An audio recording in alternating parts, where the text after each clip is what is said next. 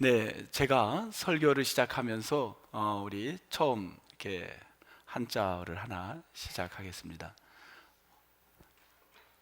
혹시 아시는 분 다 아시겠지만, 네, 우리 용기 있는 사람이 한번 누가 읽어주면 좋겠습니다. 뭔가요? 네, 비방지목. 네, 비방지목이라는 단어입니다. 중국에서 내려온 단어입니다. 거슬러 올라가면 BC 43년에서 33년으로 거슬러 올라갑니다. 한 나라 때 원제가 통치할 때 그때 누가 있었냐면 대덕이라는 사람이 있었는데, 이 대덕이 무슨 일이냐면 보부라는 일을 감당하고 있습니다. 보부는 뭘 감당하는 거냐면 왕의 자녀들, 태자들을 교육하는 기관이었습니다. 대덕이 왕의 자녀들을 가리킬 때 너희들의 잘못을 항상 늘 들어야 된다. 그것을 사람들이 하는 말을 잘 귀를 기울여야 된다. 그리고는 좋은 생각을 냈습니다. 사람들의 소리를 들을 수 있는 게 뭐가 있을까? 사람들이 많이 다니는 길거리에 가장 많이 다니는 저 다리 건너, 다리 그 모퉁이에다가 큰 나무를 세워놓고 거기다가 사람들 임금의 잘못을 하나하나 기록하자고, 지나가는 사람들이. 그래서 비방을 나무에다가 쓰기 시작했습니다. 누가 썼는지를 모르기 때문에 익명이 보장돼서 사람들은 많이 썼고, 실제로 당시에 그 원제가 통치하고 있던 그때에 그 나라가 가장 중국에서 아주 잘 세금도 덜 걷고 또 법도 고치고 민생을 안전을 우선적으로 하는 그런 나라가 될 수 있었다고 합니다. 이 비방이라는 게 임금을 잘 되라는 의미에서 비방 지목이 나온 말입니다. 실제로 지금 중국에 가보면 저 다리나 혹은 궁궐이나 또는 무덤, 제왕들의 무덤 앞에 대리석으로 만든 큰 저 돌이 있는데, 거기에 용을 이렇게 하늘을 날아가도 용을 해놓고 이렇게 표시가 있는데, 임금이 지금 궁궐에 있으면 있습니다. 임금이 궁궐에서 나가면 나갔습니다라는 표시를 저렇게 했는데 저거를 화표라고 합니다. 근데 저게 훗날 화표가 뭐가 되냐면 이정표가 되었습니다. 어찌 보면 임금이 바르게 쓰는 건 세상의 이정표를 바르게 인도한다 해서 비방지목은 좋은 의미에서 시작이 되었습니다. 근데 오늘날 비방은 그렇지가 못합니다. 오늘날의 비방은 임금이 잘 되고 나라가 잘 되라는 의미보단 깎아내리고 허물을 들추는 그런 의미에서, 상대방의 허물을 들추는 의미에서 비방이 시작이 되지 않는가, 이렇게 봅니다. 그래서 목적이 달라졌다는 겁니다. 옛날에는 참 우리 누군가가 잘 되라는 의미였다면, 요즘은 그 사람의 허물을 들춰내는 그런 의미로 돼서 우리가 선거철이 되면 항상 가슴 아픈 게 어떤 이야기들이냐면, 우리 유권자들은 상대방의 그 후보들의 그 자신들의 비전을 듣기를 원하는데, 그 비전보다는 보통 상대방의 허물을, 우리가 알지 못했던 것들을 꺼집어내서 이야기를 해서 흠집 내기 또는 그를 부끄럽게 만드는 그러한 것으로 가고 있다는 것이 참으로 안타까움을 갖습니다.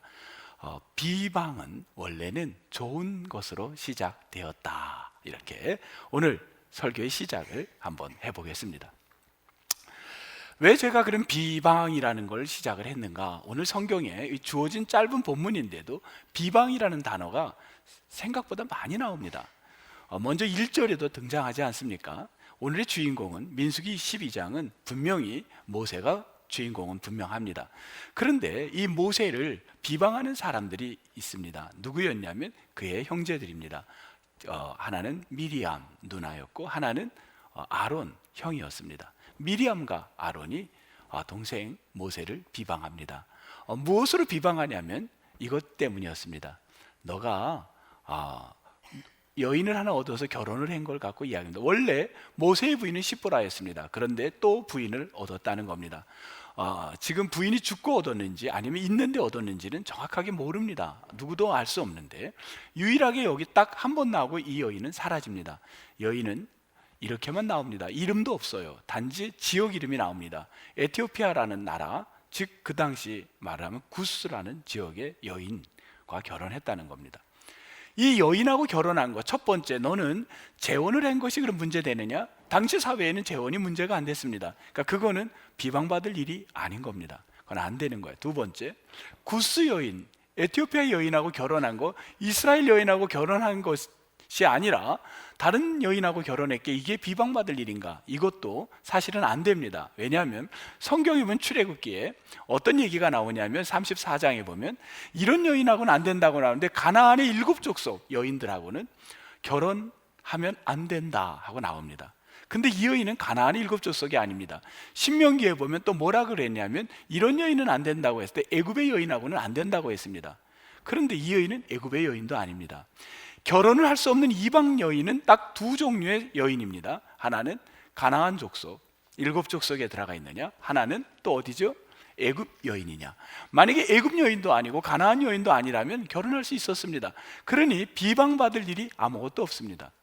그러면 왜 이렇게 비방받을 일이 없는데 이렇게 비방을 하는가?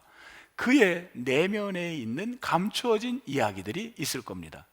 그 이야기가 뭘까? 이제 왜 그러면 말도 안 되는 걸 갖고 이렇게 흠집내기를 했을까? 언뜻 보면 사람들에게는 야, 잘못된 결혼이다, 흠집을 낼 수 있는지 몰라도 따지고 보면 잘못된 게 아니라는 겁니다. 그러면 왜 이렇게 됐을까? 우리가 좀 더 알기 위해서 2절로 다시 한번 넘어가 보도록 하겠습니다. 2절, 여기 보면 이런 얘기가 나옵니다. 그들, 2절, 그들이 누군가요? 미리암, 아론을 말하겠죠. 그들이 이르되 여호와께서 모세와만 말씀하셨느냐? 지금 이들이 뭔가 하나님께 이제 얘기를 하는 거예요. 하나님, 모세와만 말했습니까? 하나님은 우리와도 말씀하지 아니하셨느냐? 하나님께서 우리와도 말씀했다는 거예요. 이건 뭐냐? 당시에 모세는 하나님하고 대변했다고 사람들이 생각을 했습니다. 실제로는 하나님하고 대변하진 않았습니다. 하나님의 뒷모습을 본 적은 있었습니다. 그러나 하나님하고 정상적 얼굴을 대한 적은 성경에 그 누구도 없습니다. 모세도 하나님의 뒷모습만 봤습니다. 그런데 이들이 뭐라 그러냐면 너만 본 게 아니야, 우리도 하나님하고 대변했어. 이 말은 권위에 대한 지금 열등감을 갖고 있는 겁니다. 너만 지도자가 아니야, 나는 아론, 나도 대제사장이야. 미리암, 난 여선지자야. 그런데 너만 왜 잘난 척하니? 이겁니다. 어찌 보면 권위에 대한 도전이었습니다. 그 열등감을 갖고 있었습니다. 그런데 사실 여러분 따지고 보면 이 미리암과 아론이 그 자리에 간 건 누구 때문이었을까요?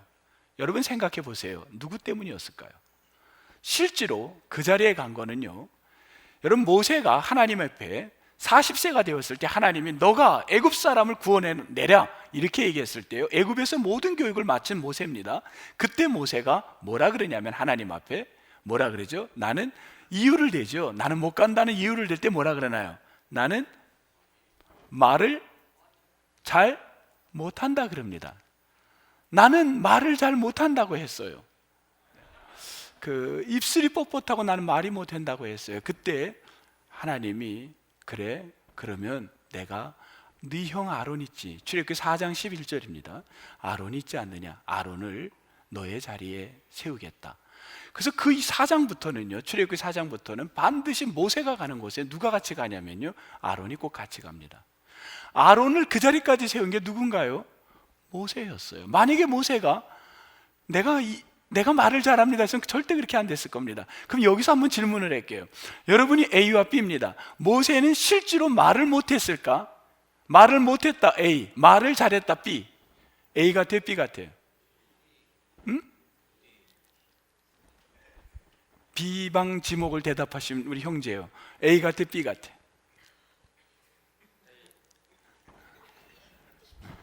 네. 저 형제는 영어로 시험을 보면 잘 못 봐요. 한국말로 보면 잘 봐. 네. 네. 실제로 모세는요, 말을 못했을까? 우리는 말을 못하는 걸로 알고 있어요. 이미 그렇게 학습됐어요. 여러분, 모세가 실제로 바로를 갖다 중재하는 건 모세가 합니다. 그리고 그 모세는요 아주 잘했습니다. 그리고 잘한 거는 그 목사님 해석이죠 할 수 있기 때문에 제가 성서적 근거를 대겠습니다. 먼 훗날 후대에 스데반이 설교를 할 때 모세에 대해 언급을 하는데 모세는 어떤 사람이었는가 이야기를 합니다. 사도행전 7장, 오늘 본문을 놔두고요 확인을 해보겠습니다. 사도행전 7장으로 넘어가겠습니다.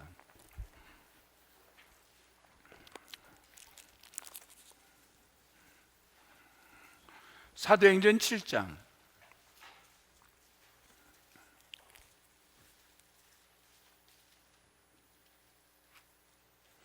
사도행전 7장 197면이 되겠습니다. 사도행전 7장 197면 신약성경 22절을 한번 찾아보겠습니다. 22절 우리 찾으셨으면 같이 한번 읽겠습니다. 시작.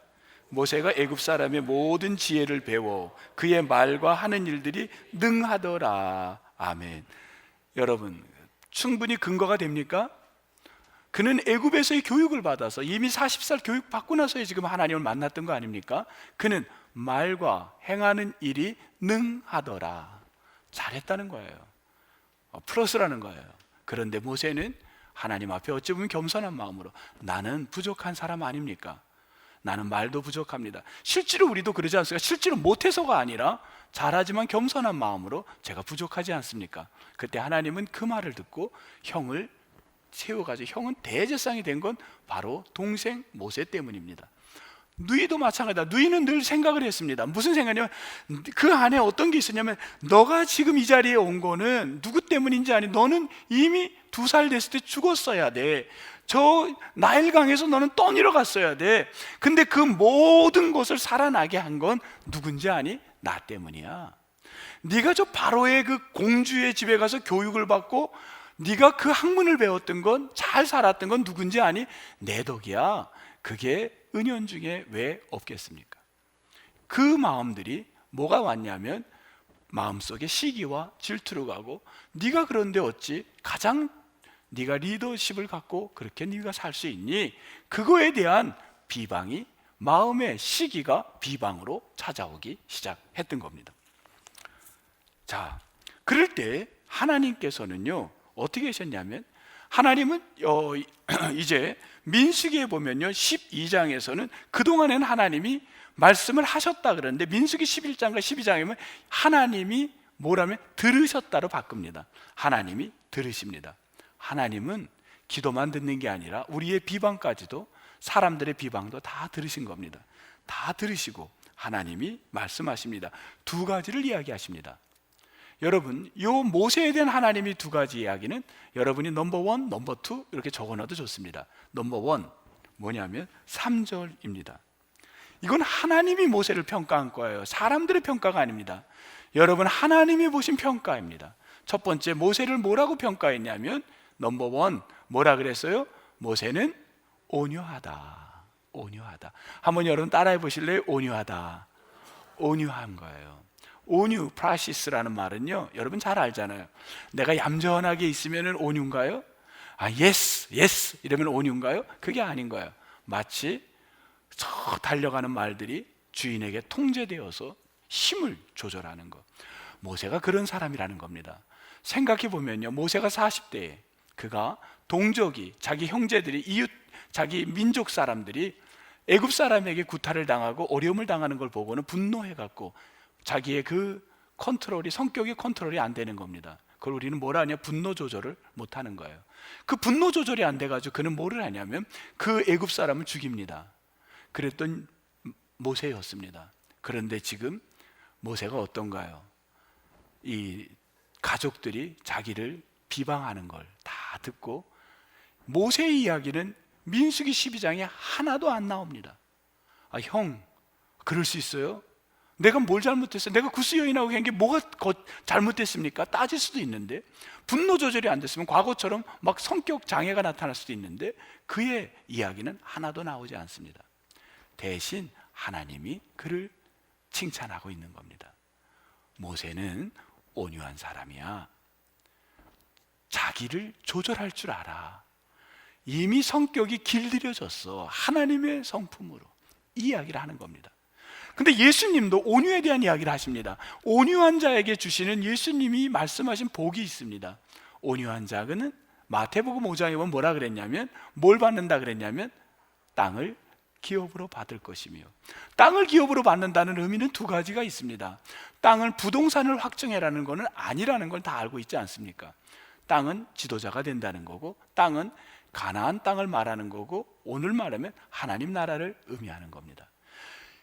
온유한 자만이, 성격을 컨트롤할 수 있는 자만이 하나님의 영적 가나안 땅, 그 나라의 리더가 될 수 있다는 겁니다. 그래서 모세를 하나님은 이 사람이야말로 너희들이 인정하든 인정 안 하든 내가 권위를 줬는데 이스라엘 백성들을 이끌어갈 지도자로 삼은 거다. 왜? 온유하기 때문에. 땅을 기업으로 받을 사람이라는 겁니다. 첫 번째, 하나님의 축복이 온유입니다. 두 번째, 우리는 두 번째를 이제 끝으로 또 모세가 받은 축복을 보도록 하겠습니다. 두 번째는 7절에 나와 있습니다. 넘버 2. 7절에 뭐라 그랬냐면, 뭐라 그랬죠? 내 온 집에 어떻다? 충성한 자다, 이렇게 얘기를 했습니다. 충성. 여러분, 충성이라는 건 한자가 너무 잘 돼 있어요. 표현이 충성. 여러분, 충은 우리가 보면요, 한자로 풀이하면 너무 정확해요. 뭐죠? 충이 무슨 뜻인가요? 중심, 중심이 있는 자예요. 여기서 중심은 뭘까요? 성에 나와 있죠. 성은 뭔가요? 말씀과 이룬다는 거, 말씀을 이루는 거. 말씀을 중심으로 서 있는 사람, 말씀의 중심에 서 있는 사람. 여러분, 말씀의 중심에 서 있는 사람이 무슨 사람이다? 충성된 자인 줄 믿습니다. 그래서 그 말씀의 중심에 있어서 흔들리지 않고 성격을 컨트롤할 줄 아는 자가 온유한 자라는 거예요. 여러분, 그가 누구냐면 모세라는 겁니다. 저는 여러분에게 축복하기를 원합니다. 여러분 다 온유하고, 이거 하기 전에 미리 하나 전제를 할게요. 우리 2부 예배 드리는 자는 너무너무 성숙한 분들이에요. 말씀을 들을 때, 우리 오늘 기도를 들을 때, 또 찬양을 들을 때 우리의 입에서는 그냥 나오는 말이 있습니다. 하나님이 알려줬던 말이에요. 그 말은 무슨 말이냐면 헬라어예요. 아멘이라는 말입니다. 여러분이 아멘을 즐겨 하시기를 축복합니다. 이제 얘기하겠습니다. 혹시라도 안 할까 봐 제가 두려워서 미리 하고 하는 거예요. 목회하기 힘듭니다. 우리 성도님들 복 받으라는 거예요. 여러분, 이왕이면 우리 크리스찬들이 충성되고, 이왕이면 온유한 자가 되기를 주의 이름으로 축복합니다. 너무 멋져요. 정말 충성되고 온유한 자가 되면 얼마나 좋습니까? 하나님은 모세를 향하여 이렇게 얘기를 했습니다. 그런데 하나님께서 이제 너무나도 우리가 듣고 싶지 않은 이야기를 시작을 하시기 시작합니다. 이 이야기까지 또 우리가 한번 들어보도록 하겠습니다. 우리에게는 해당이 안 될 수 있지만 사실은 우리 모두도 해당이 될 수도 있습니다. 어떤 이야기냐면요, 7절 충성을 얘기하고 8절 뭐라 그러셨냐면요, 셋째 줄 너희가 누군가요? 미리암과 아론입니다. 너희가 어찌하여 내 종 모세 비방하기를 두려워하지 아니하느냐? 어떻게 비방을 하는 것을 두려움 없이 하느냐? 그렇게 마음대로 할 수 있느냐? 이야기입니다. 이 말은 어떤 의미가 있냐면, 모세를 향한 비방이 형제 모세에게 한 게 아니라 이 비방은 하나님을 향한 비방으로 하나님은 들으시는 겁니다. 그냥 모세를 향한 걸로만 끝나기를 우리는 바라는데 하나님은 들으셨다 그랬어요. 리슨한 거예요. 그걸 모르지만 나를 향한 비방으로 보고 계셨다는 거예요. 이게 안타까운 거예요. 그 근거 성경을 또 제가 대기 시작하겠습니다. 성경은 여기뿐만이 아니라 형제를 비방했던 일이 다른 데도 나오는데, 거기 역시도 하나님은 그거를 자신에게 향한 걸로 받아들이고 있다는 겁니다. 시편 50편을 여러분 확인해 보겠습니다. 여기를 놔두고 시편 50편으로 가겠습니다.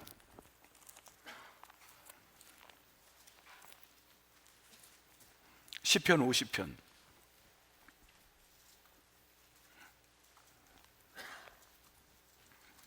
(838면) 시편 50편입니다.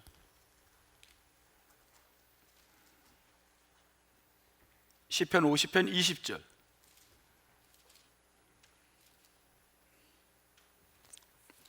20절 제가 읽을게요.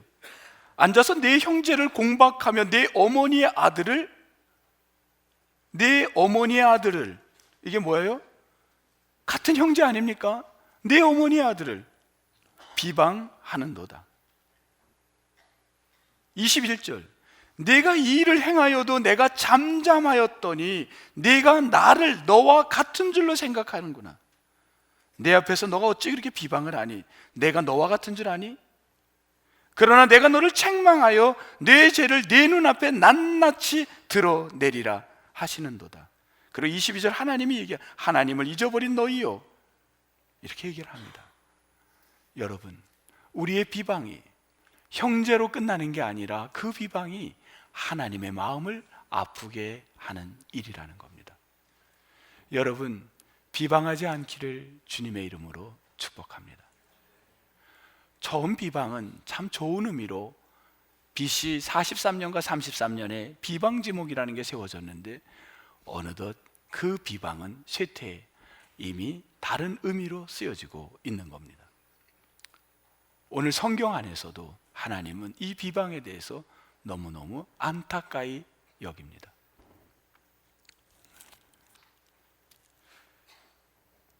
이걸로 끝이 아니라 성경은 계속해서 진행돼 가고 있습니다.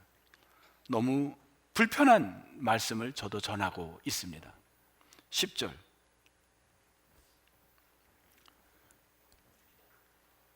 이 비방을 했던 사람 미리암은 무엇에 걸렸다고요? 나병에 걸려 눈과 같더라. 하얗게 됐다는 거죠. 나환자가 됐다는 거예요. 아론이 미리암을 본즉 나병에 걸렸는지라. 자, 국어 실력을 묻겠습니다. 아론이 나병에 걸린 거예요, 안 걸린 거예요? 헷갈리죠? 아론이 미리암을 본즉 나병에 걸렸는지라. 그러니까 아론이 나병에 걸렸어요, 안 걸렸어요? 네? 아니, 성가대가 다 둘로 나눠졌어요. 지금 걸렸어요? 안 걸렸어요. 걸렸어요 하는 사람이 있으면 그 사람 망가지는 거 보면 재밌었는데, 그냥 걸린 건 아니에요. 걸린 걸 본 거예요. 아론이 나병에 걸린 거예요. 아니, 미리암이 걸린 거예요. 그러면 여러분 이상하지 않아요? 왜 여자만 걸려? 남자는, 여러분, 나병은 남자는 없습니다. 여자만 걸립니다. 할렐루야. 그건 아니에요. 왜 그랬을까? 여러분, 이게 의혹이 되죠. 그 이유는 성경에 정확히 나와 있어요. 1절에서 찾아보겠습니다. 왜 나병은 미리암만 걸렸을까? 1절 미리암과 아론이 모세를 비방하니라. 여기에 비방이라는 이 동사가 여성을 취했습니다. 여성을 취한 동사가 돼버렸어요. 이 비방하다가 이 여성 남성이 있는 언어들이 있죠. 우리 고대어에. 그리고 그 언어들 지금 뭐 현대어에도 있죠. 그리고 그 동사가 어미를 취하는데 뭐 여성을 취해버린 거예요. 그러면 이 뭐냐면 미리암이 비방한 건 미리암이라는 겁니다. 아론이 비방한 게 아니에요. 국어적으로 보면 지금 미리암이 모세를 비방하니라 이렇게 된 거예요. 실제로는 비방한 자가 누구라고요? 미리암이라는 겁니다. 비방한 자 미리암이 나병이 걸린 겁니다. 아론은 어떤 역할을 하냐면 11절 그 모습을 보고 깜짝 놀란 겁니다. 너무너무 놀란 거예요. 아니, 미리암이 걸리다니. 너무나 속상한 거예요. 너무나 속상하죠. 아론이 모세에게 이르되 슬프도다. 그리고 뭐라 그랬어요? 내 주여. 지금 내 주가 누굽니까? 모세예요. 지금까지 아론은 모세를 내 주라고 말한 적이 없습니다. 내 동생이었고 내 친척이었고 내 가족이었을 뿐입니다. 하나님은 끝없이 내종 했지만 아론과 미리암은 내 주라고 말한 적이 없습니다. 그런데 변화가 일어난 겁니다. 뭐가? 내 주여. 내가 이제 내가 너보다 낫다라는 이 권위에 대한 도전, 그 열등감, 거기에서 아론이 자유함을 얻게 되는 겁니다. 그리고 인정하기 시작하는 겁니다. 그 모세에게 준 하나님의 권위를 인정하는 겁니다. 내 주여. 우리가 어리석은 일을 했습니다. 죄를 지었습니다. 그 벌을 우리에게 돌리지 마소서. 용서를 구하는 기도를 하는 겁니다. 내가 권위를 인정하지 않았고 죄를 졌습니다. 용서해 주십시오. 회개의 기도를 하는 겁니다.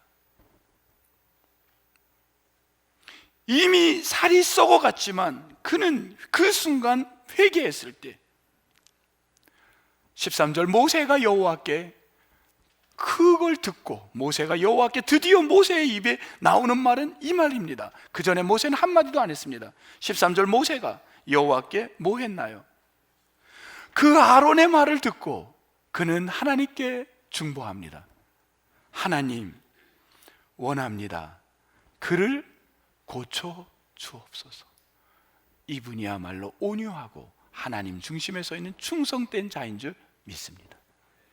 하나님은 그의 기도를 들으시고 어떻게 했냐면요, 14절 이랫동안 부끄러워하지 않겠느냐, 이랫동안 가두었고, 15절 이랫동안 이건 무슨 말이냐면요, 이랫동안은 이미 병이 나은 거예요. 뭐냐?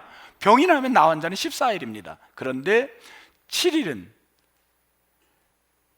지켜보느라 하고, 다 난 사람을 7일은 그냥 백성들 앞에 두는 기간이 7일입니다. 이미 나았어도 두려움과 혹시 사람들에게 접근하는데 혹시라도 해서 7일은 율법에 레위기에 보면 7일은 두게 되어 있습니다. 7일 동안이라는 말을 쓴 거는 이미 병이 나았다라는 말입니다. 하나님께서 모세의 중보를 들으시고 아론의 회개를 보시고 역사했는 줄 믿습니다. 얼마나 은혜인지 몰라요. 블레타 스틸 크림리, 이름이 좀 어려워서 제가 적어놨습니다. 어쨌든 여선교사 이렇게 하겠습니다. 남편은 목사님이고 선교사입니다. 여자는 그냥 와이프인데 남편하고 같이 가면 보통 선교사 직분을 받고 갑니다. 우리나라도 그렇습니다. 그는 남편을 따라 선교사를 갖고 3 자녀가 있었습니다. 어디로 갔냐면 대만으로 갔습니다. 여러분, 대만의 고산 지역에 가면 선교사들이 세운 신앙을 가진 분들이 참 많습니다. 그곳에 가서 그는 복음을 증거했습니다. 그런데 여러분, 선교를 갔으면 좋은 일이 열려야 되는데 이게 웬일입니까? 큰아들이 그만 백혈병이 걸려 죽습니다. 그리고 둘째가 교통사고로 얼마 안 가서 죽습니다. 셋째가 교통사고로 그 이듬해 또 죽습니다. 여러분, 자식이 하나를 죽으면 가슴에 묻는다는데 3명의 자식이 다 죽었습니다. 선교지에 가서. 있을 수가 없는 거예요. 그 아버지는 스트레스와 너무 신경 써서 너무 충격에 그만 그 이듬해 병이 걸려, 이름 없는 병이 걸려 그만 죽고 맙니다. 선교지에 누가 남았냐면 여인 혼자 남았습니다. 그 여인의 그때 나이 57세. 그런데 이게 웬일입니까? 여러분, 인생의 어려움은 여기서 멈춰야 상식 아닙니까? 소설을 써도 이건 멈춰야 되는 거 아닙니까? 그런데 그 여인 57세 때 그 현지인에게 그만 혼자 있는 걸 알고 성폭행을 당합니다. 그 여인은 헤어나올 수가 없습니다. 절망에 사로잡혀 돌아가야 되는 게 당연한 거 아닙니까? 근데 그의 머릿속에 떠오르는 것, 내 남편과 네가 온 목적이 여기에 학교 세우려고 하는 거 아니니? 그거 해야 되지 않니? 하는 그 마음이 자꾸 찾아왔어요. 돈이 없어요. 그 남편이 목사님이었기 때문에 거길 보고 선교기관에 세운 거지, 그 부인은, 와이프, 목사님이 없는 그 와이프는 선교사라고는 칭했지만 이미 선교기관에서 끝난 겁니다. 협력이 안 되죠. 현실입니다. 아무도 후원을 하지 않습니다. 돌아오기만은 사람들은 언제 올까 생각만 하고 있습니다. 그 여인의 머릿속에 해송같이 스친 이야기가 생각이 떠올랐어요. 그래, 내가 내 이야기를 쓰자. 내 스토리를 쓰자.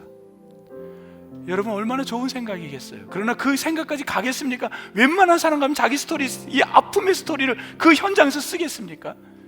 그 이야기를 쓰기 시작했습니다. 그런데 이게 웬걸, 여러분 모두가 그를 향해 박수를 보내줄 줄 알았는데 그게 아닙니다. 사람들의 소리가 들리기 시작합니다. 야, 어떻게 생긴 여자길래 애들을 다 죽이고 남편도 죽였대? 죽였대가 돼버리는 거야. 이 여자가 죽였습니까? 죽였대. 그리고 또 이야기가 들려옵니다. 얼마나 돈에 눈이 멀었으면 그 이야기를, 돈을 벌려고 소설을 쓰고 지금 글을 쓰고 있대. 그걸 갖고, 그 소재를 갖고 사람들의 비방은 만들려면 끝이 없습니다. 그것도 누구의 이야기가 입에서 나온 거냐면 가장 믿었던 사람, 선교지에 같이 선교하던 선교사들의 입에서 나온 이야기였습니다. 이 여인은 견딜 수가 없는 겁니다. 세상에 어찌 이럴 수가 있는가? 이게 세상인가? 여러분, 그 여인은 처참했습니다. 너무너무도 가슴이 아프고 정말 이거는 더 아픈 죽을 심정이었습니다. 그런데 그 여인에게 찾아온 한 사건이 있었습니다. 그것은 다른 게 아니라 성경에 나온 이야기였습니다. 예수 그리스도가 피 흘리며 십자가에 달린 이야기. 그 이야기가 그 여인의 마음에 다시 찾아오기 시작했습니다. 너 남편이 죽을 때 피 흘리신 예수님이 함께 있었고, 네 아이가 죽을 때 내가 거기에 함께 있었고, 너가 폭행을 당할 때 내가 피 흘리는 주 예수 그리스도가 그 자리에 함께하고 있었음을 그 여인은 알게 되었습니다. 여러분, 혹시 여러분이 누군가를 비방하는 사람인가요? 그러면 그 비방을 여러분 정말 그게 그분을 위한 거가 아니라면 멈추시기를 축복합니다. 그리고 여러분이 혹시 비방을 당하고 있나요? 그렇다면 여러분, 힘들어도 그리스도의 십자가를, 이 땅에서 가장 비방을 받은 사람은 예수 그리스도 아닙니까? 그는 마지막 십자가에 달려 죽기 직전에도 두 강도에 의해서, 한 강도가 뭐라 그럽니까? 네가 구원을 한다고? 그러면 너와 우리를 구원해버렴! 그렇게 비방을 했다고 성경이 이야기를 합니다.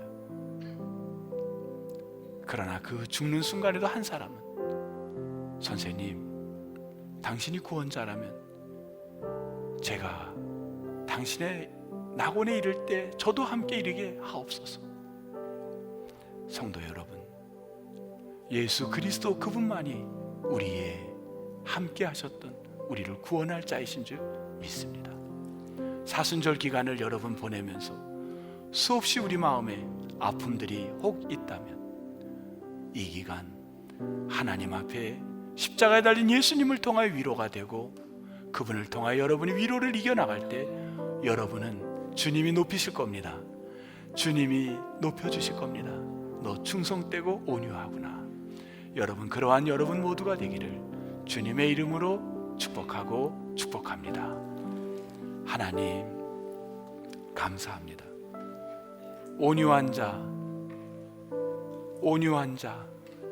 충성된 자로 세우시고자 우리를 이렇게 부르시는 줄 믿습니다. 하나님, 힘들어도 주님 보면서 이 사순절 기간 온유하고 충성된 자가 되게 하옵소서. 소망하옵고 예수님 이름으로 기도하옵나이다. 아멘.